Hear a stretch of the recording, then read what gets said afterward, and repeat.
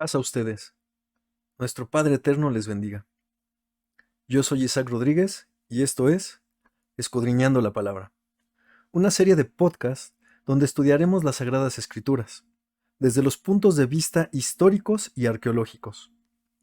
Quiero agradecer al Padre Eterno por la oportunidad de preparar este tema y sea Él quien nos dirija y nos dé el entendimiento para bendición a todo aquel que tiene el deseo de escudriñar su palabra. En esta ocasión veremos, ¿es cierto lo que dice la Biblia? Profecía. A través del tiempo, han sido incontables los escépticos que ponen en duda las Sagradas Escrituras. Hoy empezaremos a estudiar una de las herramientas que nos da el Padre Eterno para entender acerca de la veracidad de su palabra, la profecía. Porque no hará nada el Señor sin que revele su secreto a sus siervos los profetas. Este texto lo encontramos en el libro del profeta Amós, capítulo 3, versículo 7, el cual nos indica que el Creador avisa lo que va a suceder. Este estudio será una serie de episodios donde veremos hechos reales que fueron profetizados con anticipación por el Padre Eterno. Hoy hablaremos de una profecía que dictó el asolamiento de una ciudad, la caída de un reino y el cautiverio de un pueblo. El asolamiento de Samaria. Samaria fue la capital del reino de Israel. Después de que Salomón se alejara del camino de nuestro Padre Celestial, el reino se dividió en dos alrededor del año 930, quedando el reino de Israel, también conocido como Reino del Norte, y el reino de Judá, también conocido como Reino del Sur. En el año 887 a.C., 43 años después de la división, Omri es nombrado rey de Israel. En ese momento, la capital era Tirsa, y para el año 880, Omri compra el monte de Samaria, donde construye una ciudad y la hace capital del Reino del Norte.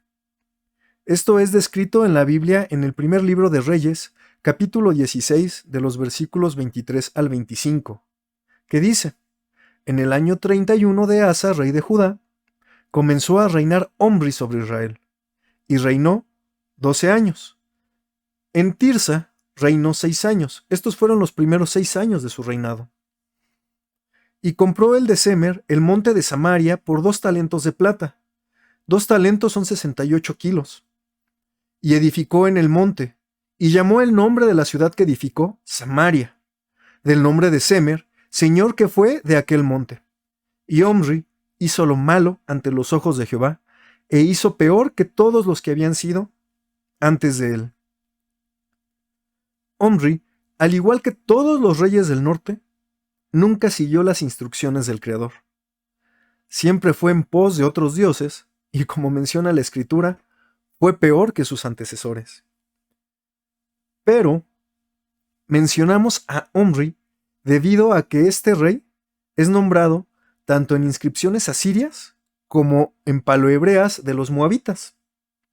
Si bien la Escritura nos menciona que esta ciudad fue nombrada Samaria en honor a su antiguo dueño, las inscripciones asirias mencionan que esta ciudad fue fundada por Omri, llamando a esta ciudad Bet Cumri, que significa la casa de Umri.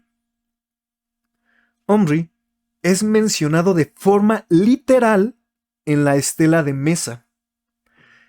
Esta estela de Mesa o Mesha, también conocida como la piedra moabita, es una piedra de basalto negro que fue descubierta en 1868, y en ella se grabó la inscripción del rey Mesha, rey moabita del siglo IX a.C.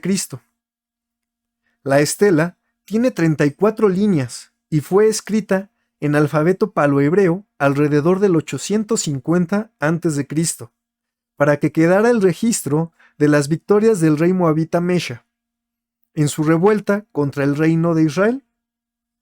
Esta estela describe cómo Moab primero fue conquistada por Omri, rey de Israel, así como las posteriores victorias del rey Mesha sobre el hijo de Omri y sobre los hombres de la ciudad de Gad en Atarot, en Nebo y Geas. Cabe mencionar que el nombre del hijo de Omri no figura en la estela. En esta misma estela se encuentra escrito el Tetragamatón, el nombre de nuestro creador, siendo este el registro documentado más antiguo que existe con el nombre de nuestro Padre Celestial.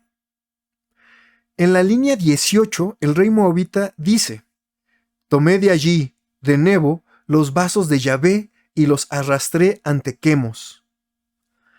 Estas evidencias históricas y arqueológicas respaldan la existencia del fundador de Samaria, así como la existencia de la misma ciudad. La palabra del Eterno nos indica que Samaria, es decir, Israel, el reino del norte, siempre estuvo alejado de los preceptos del Creador, haciendo lo malo, como, por ejemplo, quemar vivos a sus hijos pequeños y recién nacidos, debido a que los dioses cananeos, dioses a los que ellos siguieron, así lo demandaban. Dioses como Baal, Quemos, Moloc o Dagón. El profeta Oseas nos dice en su capítulo 13, de los versículos 1 al 3, cuando Efraín es una de las formas en que se hace referencia al reino del norte, ya que fue esta tribu la que heredó el reino cuando fue dividido. Dice el versículo 1, cuando Efraín hablaba, hubo temor. Fue ensalzado en Israel, mas pecó en Baal y murió. Y ahora añadieron a su pecado, y de su plata se han hecho según su entendimiento estatuas de fundición, ídolos, toda obra de artífices, acerca de los cuales dicen a los hombres que sacrifican que besen los becerros. Por tanto, serán como la niebla de la mañana y como el rocío de la madrugada que se pasa, como el tamo que la tempestad arroja de la era y como el humo que de la chimenea sale. El último versículo hace referencia a que el reino del norte se va a desvanecer, así como la niebla y el rocío y el humo se desvanecen.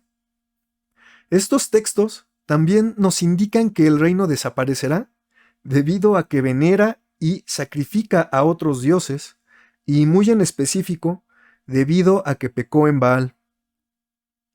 El segundo libro de Reyes, capítulo 17, versículo 16 y 17, nos menciona algunos de estos pecados y qué tipo de sacrificios hacían.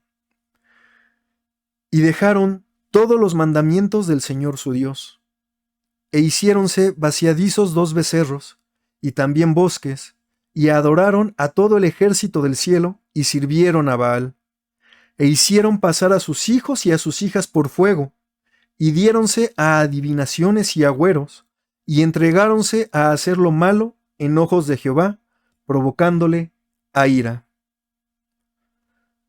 Muchas veces nuestro Padre Celestial buscó que Israel dejara de hacer tales atrocidades. Envió a varios de sus profetas para dar mensaje de arrepentimiento al pueblo, pero el pueblo no quiso escuchar el mensaje, por lo que el Creador mandó a anunciar la caída del reino del norte y la destrucción de Samaria. Oseas y Miqueas fueron profetas de nuestro Padre Celestial durante la segunda parte del siglo VIII a.C. Entre los años 735 y 730, ambos profetizaron la destrucción de Samaria. Oseas 13, versículo 16, lo describe de la siguiente manera: Samaria será asolada, porque se rebeló contra su Dios, caerán a cuchillo. Y Miqueas 1, versículos 5 y 6 dice: todo esto por la rebelión de Jacob, y por los pecados de la casa de Israel. ¿Cuál es la rebelión de Jacob? ¿No es Samaria? ¿Y cuáles son los lugares altos de Judá? ¿No es Jerusalén?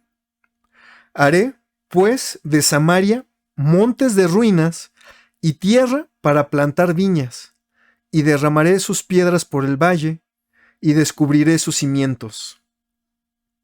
Apenas unos años después, en el 725 a.C., el rey asirio Salmanasar sitió Samaria por 3 años. Así lo describen los pasajes del segundo libro de Reyes, capítulo 17, que dicen: Subió Salmanasar, rey de los asirios, y el rey de Asiria partió contra todo el país y subió contra Samaria, y estuvo sobre ella 3 años. Tomó el rey de Asiria a Samaria y transportó a Israel a Asiria, y púsolos en Hala y en Abor y junto al río de Gozán y en las ciudades de los medos. El rey que sitia Samaria es Salmanasar, pero es su sucesor Sargón el que toma la ciudad en el 722 a.C. Es el mismo año en que asciende al poder de Asiria. Sargón es mencionado como rey de Asiria en el capítulo 20 de Isaías, versículo 1, que dice: En el año que vino Tartán a Asod, cuando le envió Sargón, rey de Asiria, y peleó contra Asod y la tomó.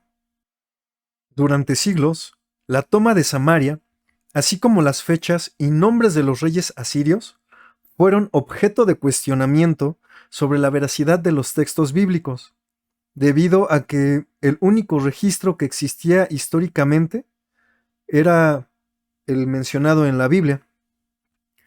Fue hasta 1843 cuando Paul-Émile Botta, cónsul francés en Mosul, buscando la ciudad bíblica de Nínive, encontró el primero de los sitios antiguos mesopotámicos en ser objeto de excavaciones de gran escala, Dur Sharrukin, que literalmente significa la fortaleza de Sargón.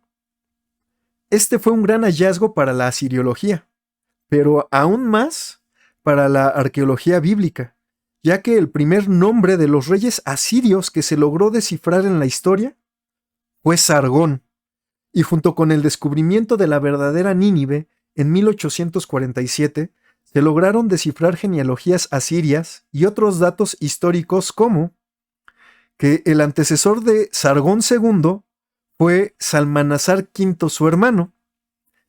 Sargón se adjudicó la toma de Samaria en 722 y que fue el mismo año en que asciende al poder. Se encontraron escritos donde Sargón menciona que reclamó de Samaria la confiscación de 50 carros militares, 27,290 cautivos llevados al exilio, y que el resto de los habitantes podrían mantener sus pertenencias en Samaria. También se descubrió que el sucesor de Sargón II fue su hijo Sennacherib, el cual también es mencionado en la Biblia. Y la razón por la que Dur Sharrukin no fue capital de Siria como pretendía Sargón fue porque él muere en el 705 a.C. y su hijo Sennacherib pone la capital de Asiria en Nínive. Samaria fue poblada y tratada de reconstruir varias veces, pero nunca recuperó la grandeza que tuvo con los reyes de Israel. Una de esas ocasiones fue después de la destrucción de la ciudad por Juan Hircano en el año 108 a.C. Solo huellas de la destrucción causada por Hircano y de la antigua Samaria han sido encontradas por los arqueólogos, debido a que la ciudad fue repoblada aparentemente bajo Alejandro Yanai, hijo de Hircano. En 1967, Henry Maundrell declaró: Esta gran ciudad ahora ha sido completamente convertida en jardines, y todos los recuerdos que permanecen para testificar que hubo alguna vez tal lugar se encuentran solo al norte de la ciudad. Floyd Hamilton continúa diciendo: hasta hoy, la cima de la colina donde Samaria estuvo es un campo cultivado con las fundaciones de las columnas, marcando el lugar donde los palacios y mansiones se erigieron. Al pie de la colina, en el valle, yacen las piedras de las fundaciones de la ciudad. Estas fueron las mismas palabras que usó el mismo profeta Miqueas para describir el final que tendría Samaria. Los hallazgos arqueológicos asirios concuerdan con los textos bíblicos. Estos descubrimientos no solo respaldan la profecía de la asolación de Samaria, sino que también respaldan el cumplimiento de una profecía avisada muchas veces y por varios profetas, pero que se anunció por primera vez 684 años antes de su cumplimiento. En el año 1406 a.C., Moisés fue el primero en profetizar la dispersión del pueblo, describiéndolo así en Deuteronomio 4, versículos 23 al 28, al decir: Guardaos, no os olvidéis del pacto del Señor vuestro Dios que Él estableció con vosotros. Y no os hagáis escultura o imagen de cualquier cosa que el Señor tu Dios te ha vedado. ¿Recuerdan que vimos que el reino del norte se hizo dioses y también adoraba a los dioses del bosque? Continúa el versículo 24. Porque el Señor tu Dios es fuego que consume, Dios celoso. Cuando hubieres engendrado hijos y nietos, y hubieres envejecido en la tierra, y os corrompiereis, e hicieres escultura o imagen de cualquier cosa, e hicieres mal en ojos del Señor vuestro Dios para enojarlo, yo pongo hoy por testigos al cielo y a la tierra, que presto pereceréis totalmente de la tierra hacia la cual pasáis el Jordán para poseerla. No estaréis en ella largos días sin que seáis destruidos, y el Señor os esparcirá entre los pueblos, y quedaréis pocos en número entre las gentes a las cuales os llevará el Señor. Y serviréis allí a dioses hechos de manos de hombres, a madera y a piedra, que no ven, ni oyen, ni comen, ni huelen. Muchos arqueólogos e historiadores han buscado y encontrado sus hallazgos con la única fuente que tenían, la palabra de Dios. Antes del siglo XIX de nuestra era, el único dato histórico que había de Nínive era la Biblia. Y los arqueólogos, con la palabra del Eterno, salieron a buscar. Y por la palabra del Eterno, lograron encontrar. Continuaremos estudiando más profecías cumplidas y cómo la historia y la arqueología son herramientas que respaldan la veracidad de las Sagradas Escrituras. Escudriñemos las Escrituras porque en ellas está la vida eterna.